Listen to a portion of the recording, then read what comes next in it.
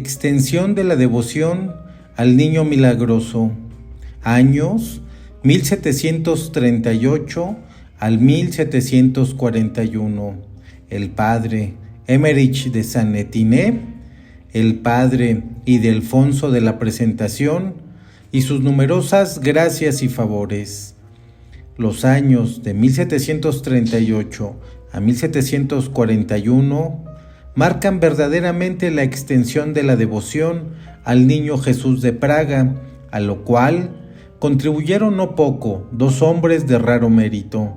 El primero fue el padre Emmerich de Saint-Étienne, nacido en Hungría el 23 de febrero de 1691.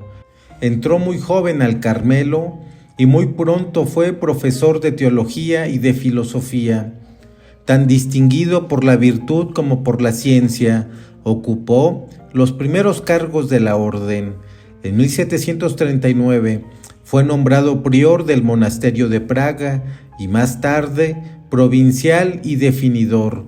Durante su priorato publicó la historia del Niño Jesús, según las indicaciones del padre Cirilo, y otras noticias bajo el título de Cosas grandes y pequeñas de Praga.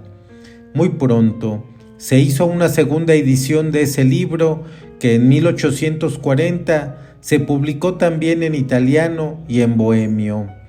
Otro famoso adorador del Divino Niño fue el padre Ildefonso de la Presentación de María, nacido en Bohemia en el año 1692. Entró en el convento de Praga el 21 de noviembre de 1711 y algunos años después fue prior. En el año 1737 le nombraron general de la orden y favoreció al padre Emmerich en sus trabajos sobre el misericordioso niño, al cual se había consagrado desde que había entrado en el monasterio de Praga, y puso todo por obra para hacerle conocer y amar de sus hermanos en la religión, sirviéndose para ello de la dignidad a la cual había sido elevado. La devoción hacia el Niño Jesús llegó a su más grande extensión bajo su generalato. Habiendo leído los carmelitas de Praga la obra del padre Emmerich, se aumentó su devoción al Niño Jesús y deseaban tener una estatua semejante a la del oratorio. Una noble señora, María Susana Textor, le prometió hacerles por su misma mano una reproducción exacta de la estatua milagrosa, y como cumplió su promesa, las piadosas vírgenes del Carmelo pudieron tributar sus homenajes al Divino Niño, del que habían oído contar tantas maravillas. Muy pronto sintieron la protección del Divino Niño. La Madre María de todos los santos, cuando dieron la estatua al convento, padecía hacía largo tiempo de un asma tan violenta que un paso algo acelerado o una conversación algo larga le ocasionaban opresiones muy fuertes. Al principio del año de 1739 padeció una reuma que aumentó durante la Semana Santa y el domingo de Pascua. 31 de marzo, su estado era desesperado. La fervorosa religiosa recurrió con confianza al Niño Milagroso. En la tarde, puso sobre su pecho una imagen del niño y prometió rezar en su honor el pequeño rosario durante 9 días y se abandonó enteramente a su santa voluntad.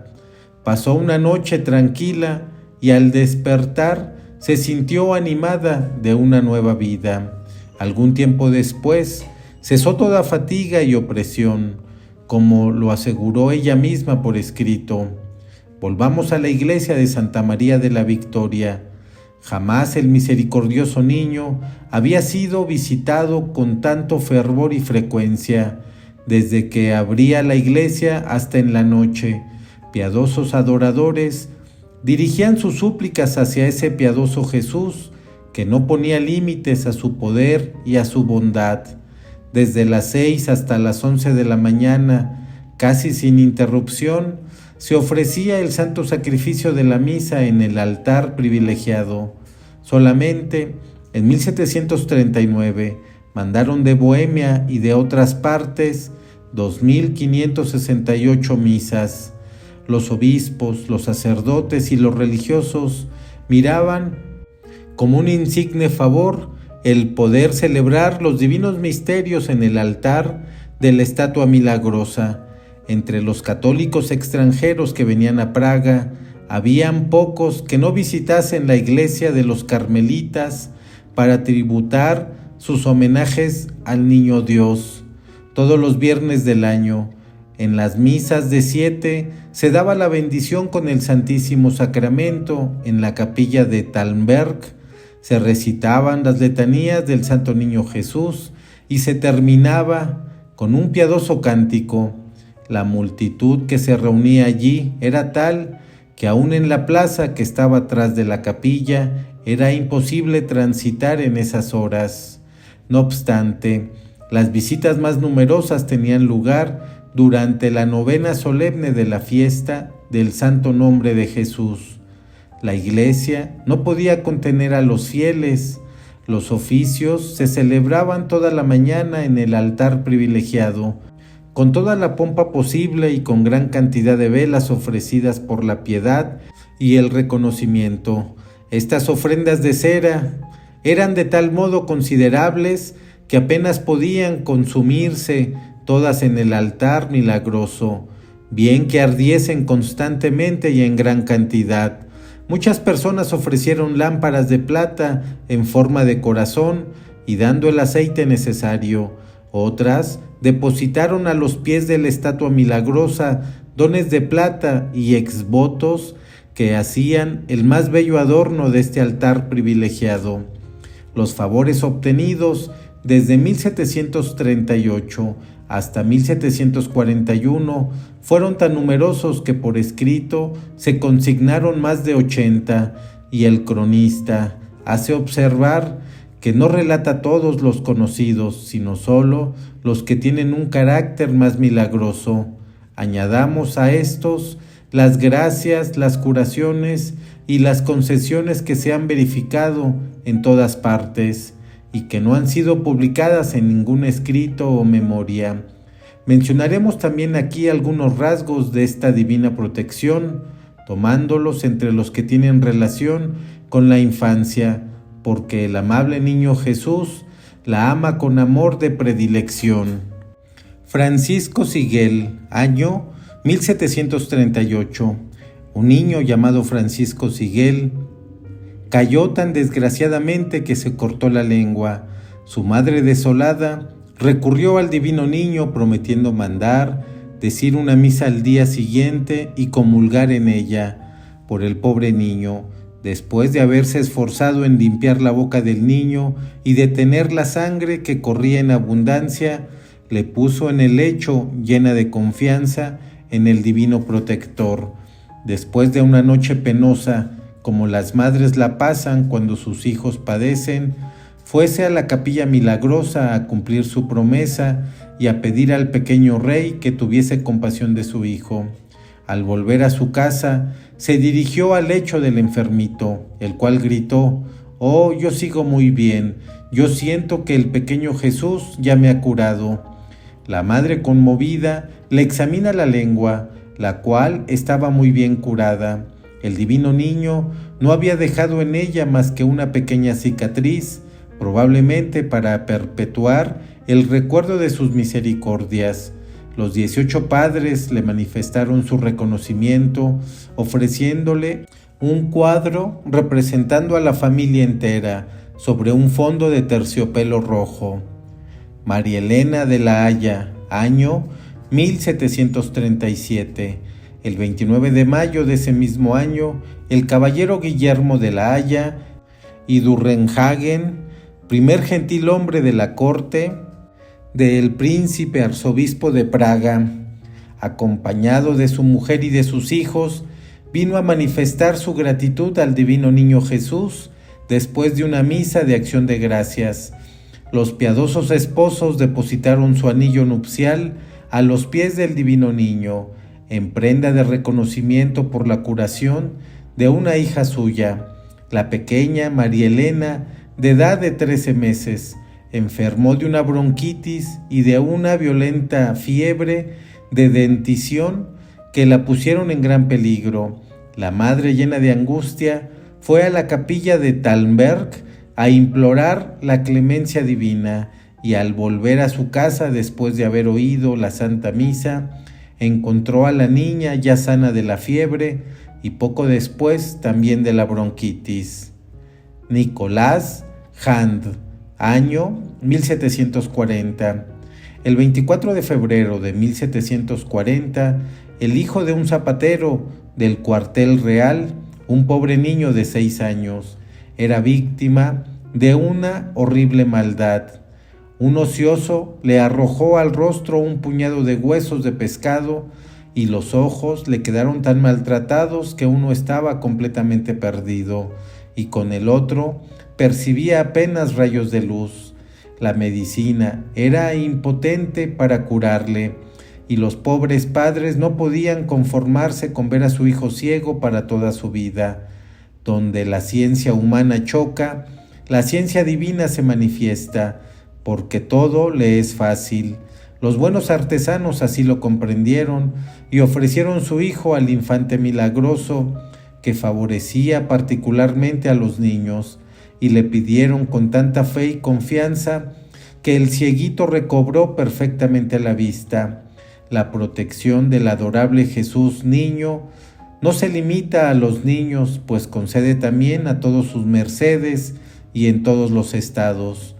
Por su intercesión recobrasen las deudas que se creían perdidas, los obreros se procuraban trabajo, las familias desunidas vuelven a encontrar la paz, los procesos más embrollados se ganan, los jóvenes aprovechan sus estudios, los naufragios se evitan y se consiguen otros muchos favores del mismo género. En esta época, las estatuas del Niño Milagroso de Praga se derramaron por casi toda la Europa. Los apóstoles de la fe las llevaron a las Indias y hasta China, y por todas partes se obtuvieron gracias maravillosas y extraordinarias. Las carmelitas de Linz, como tantas otras, fueron testigos de las liberalidades del Divino Niño. José Ofer, año 1739. Un joven de Aschau, Austria septentrional, llamado José Ofer, se huyó un día de la clase por temor de un castigo y no volvió más. Sus padres hicieron todo lo posible para encontrarlo, pero sin resultado. Ya hacía más de 3 años que no había noticias suyas y la pobre madre le lloraba sin esperanza de volverle a ver. ¡Qué días de angustias! ¡Cuántas noches de insomnio desde la separación de su hijo! ¿Qué se habría hecho aquel niño? ¿Andaría errante y vagabundo? ¿No se habrían apoderado de él los saltimbanquis? ¿No habría muerto desgraciadamente? La madre se dirigía a esas preguntas y continuaba buscándole. Encontrándose en Linz, manifestó su aflicción a una amiga, quien la animó mucho a poner su confianza en el niño Jesús, asegurándole que él le volvería a su hijo si aún vivía.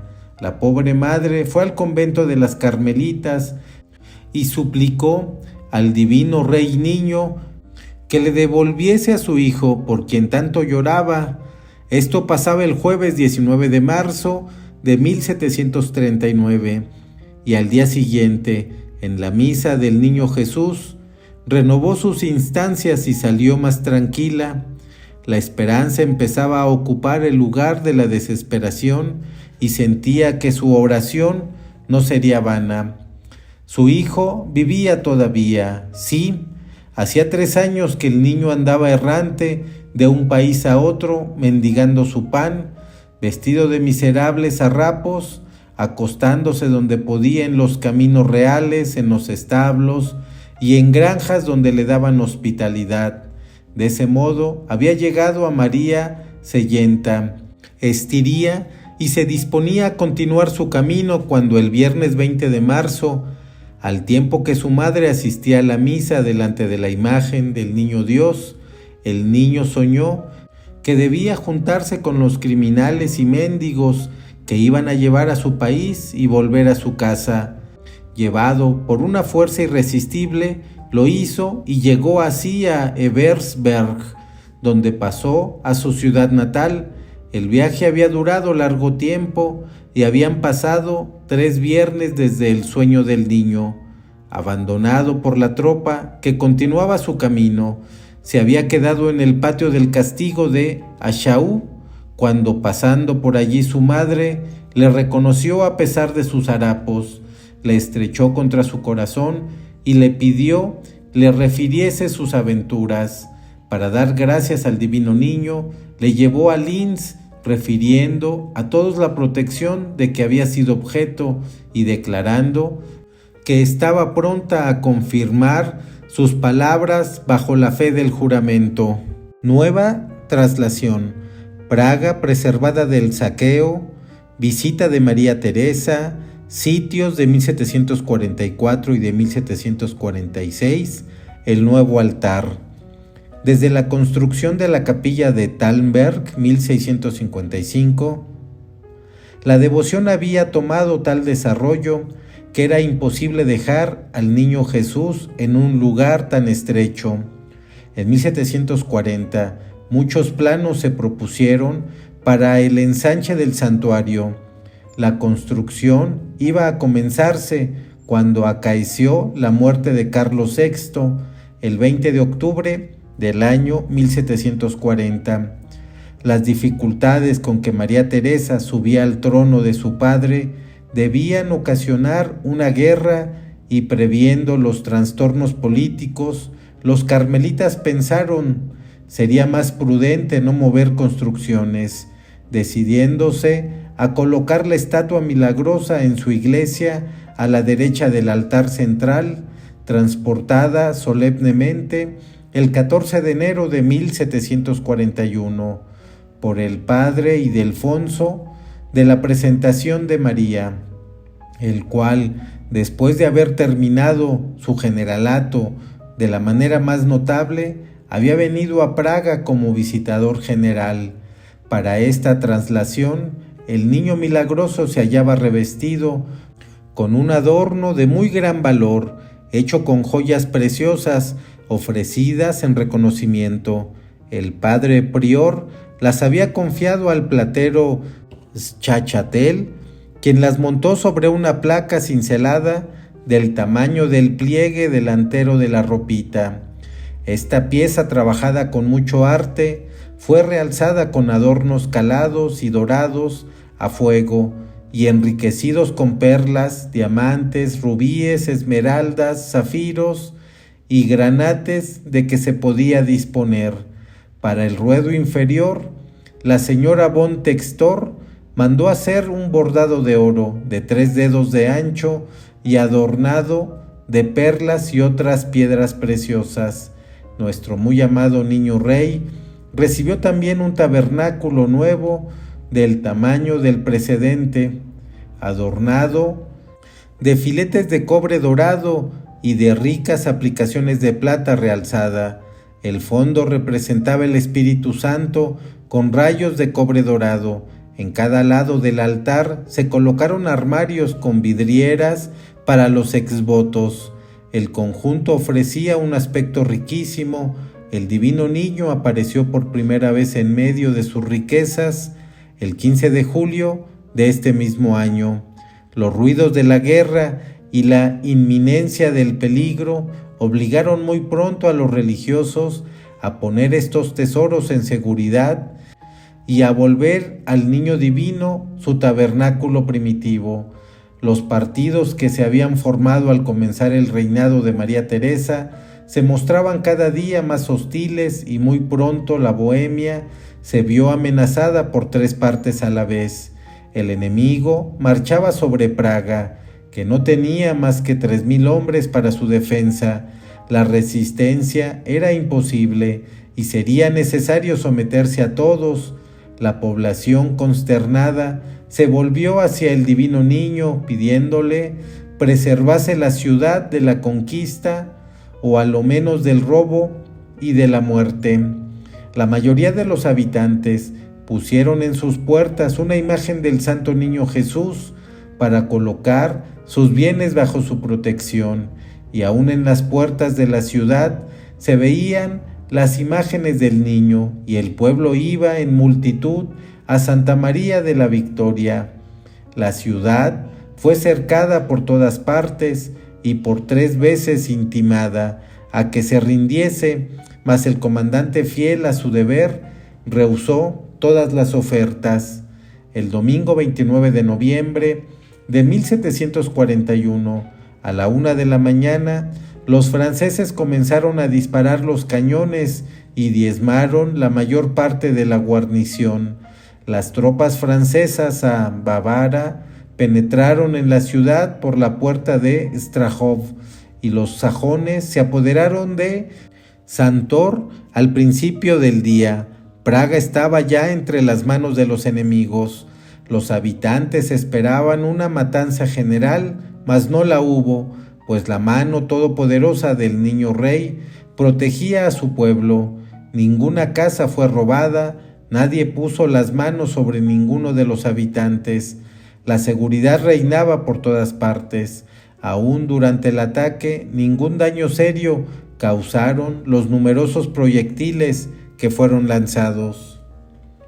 Esta protección evidente fue atribuida al niño Jesús, y la ciudad de Praga, agradecida, le ofreció una bala de cañón de plata sobre la cual se grabó esta inscripción: exvoto ofrecido al milagroso niño Jesús por la ciudad de Praga preservada.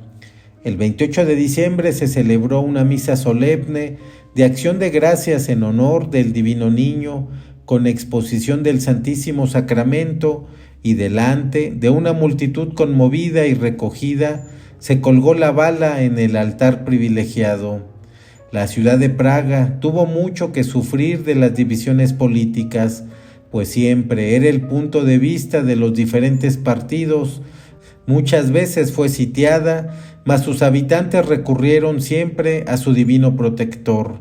El 29 de abril de 1747, María Teresa vino personalmente a la capital de Bohemia, en donde fue acogida con entusiasmo. El 12 de marzo fue coronada reina y permaneció allí hasta el 16 de junio.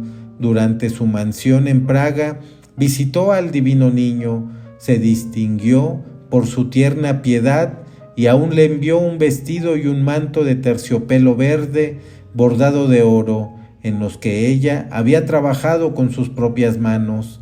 La devoción del niño Jesús se aumentaba más y más. En 1741 se celebraron 3.508 misas en su honor. La que se decía todos los viernes con el Santísimo Sacramento expuesto cada vez era más solemne. Las comuniones eran numerosas y los exvotos llegaban de todas partes. Las imágenes y las estatuas se multiplicaban de tal modo que casi en todas las casas se encontraban. La paz vuelta a Praga no fue de larga duración. Federico II, rey de Prusia, invadió la Bohemia con 3 cuerpos de ejército, y el 21 de diciembre de 1747, 80,000 hombres estaban bajo los muros de la ciudad. Más de 1,000 balas de cañón fueron lanzadas en 3 días. 150 casas fueron presas de las llamas. La guarnición, siendo muy débil para sostener la lucha, se vio obligada a rendirse para evitar el pillaje, mas fue en vano, pues los prusianos, a pesar de las precauciones tomadas, robaron por millones durante las 10 semanas que ocuparon la ciudad.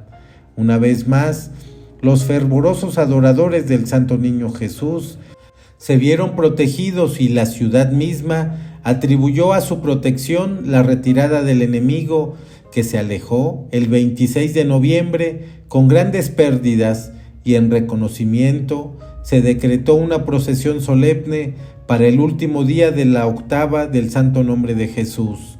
Apenas se levantaba Praga de estas pruebas cuando ya comenzaba la guerra de 7 años.